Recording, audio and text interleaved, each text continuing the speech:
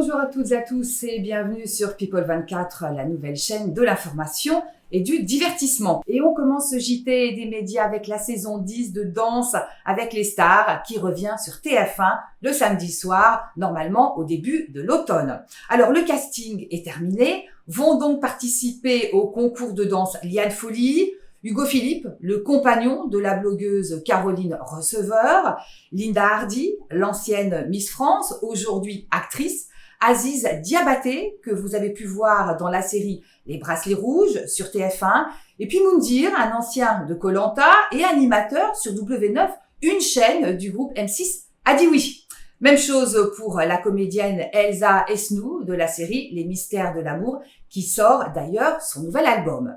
Clara Morgan, l'ex-actrice de films pour adultes, rejoint également le casting, ainsi que le champion paralympique Sami El Guedari.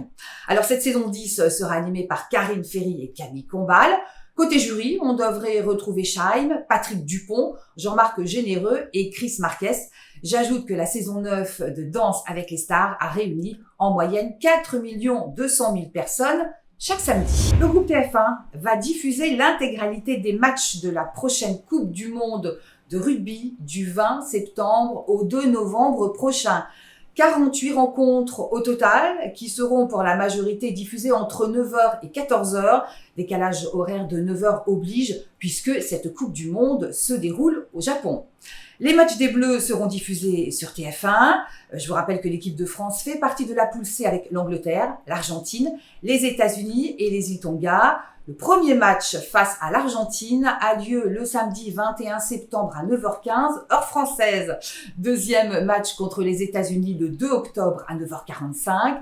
Et les Bleus affronteront ensuite les îles Tonga le 6 octobre à 9h45. Et enfin l'Angleterre le samedi 12 octobre à 10h15. On retrouvera des tandems pour les commentaires. Christian Jean-Pierre et Dimitri Yachvili, François Trio et l'ancien joueur Benjamin Kayser, enfin Nicolas Delage et l'ancien international Olivier Magne. Selon le journal L'Équipe, TF1 aurait déboursé 45 millions d'euros pour les droits de cette Coupe du Monde de rugby. Daphné Roulier arrive sur Paris Première. C'est donc le retour pour l'ancienne journaliste de Canal+, qui va animer la nouvelle émission culturelle de la chaîne. Cette chaîne est la chaîne payante du groupe M6. Alors, on ne connaît pas encore son nom, mais elle va remplacer sa balance à Paris, qui était présentée par Éric Nolot et qui a été arrêtée. Daphné Roulier fait donc son retour sur le petit écran plus d'1 an après son départ de Canal+. Et c'est Troisième Œil Productions, qui produit notamment C'est à vous et Le Grand Échiquier, qui produit ce nouveau rendez-vous culturel. Par ailleurs, Troisième Œil Productions produit déjà Zemmour et Nolot pour Paris Première. Zemmour et Nolot, un des rendez-vous incontournables de Paris Première. L'émission animée par Anaïs Bouton connaît un vrai succès d'audience.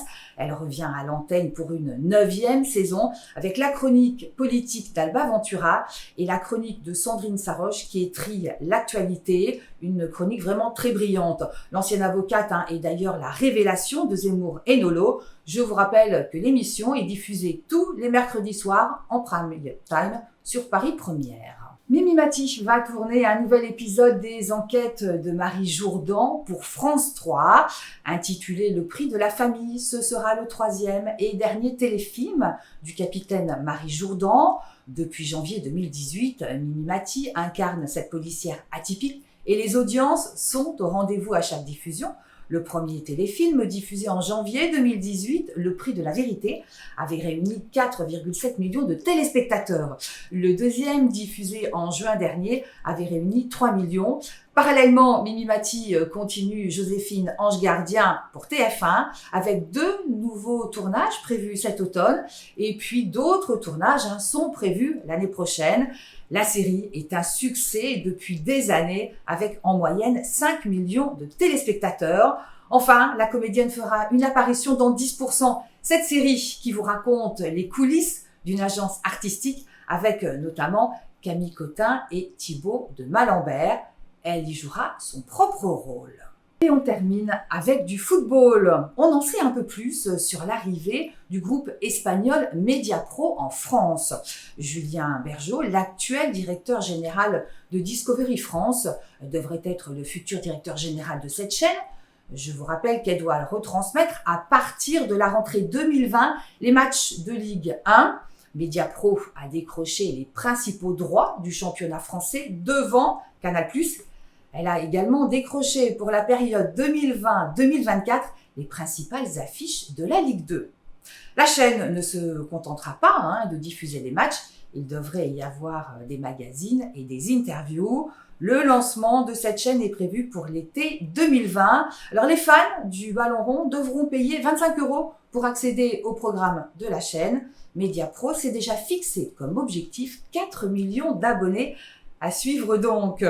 Voilà, c'est la fin de ce JT des médias. Merci de nous avoir suivis. À venir, d'autres informations sur People 24.